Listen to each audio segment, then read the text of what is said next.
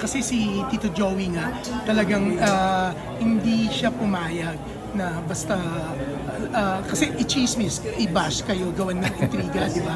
Yun nga, siya mismo yung sumagot. Pero nilinaw niya na hindi yung showtime. Hindi.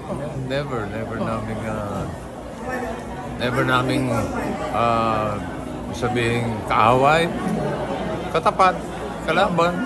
Yes. Pero kaaway. Iba yung kaaway namin. Yun nga, actually, bossing. Alam niyo na kung sino yun. Actually, bossing. Iba yung kaaway sa kalaban eh. Kalaban, it could be a friendly competition, which has always been the case, no, with Itbulaga and Showtime. Ilang taon na kami magkatapa, mananalo kami, mananalo sila. Yun ang nagpapasaya ng tanghalian ng Pilipino eh. So, Bossing, may tanong daw si Salo pa kayo. sino? At this point in your life, nag-away pa ba? Hindi na, yung mga fans, yung ang nagbabangaya. Pero at the end of the day, dapat masaya lang tayo.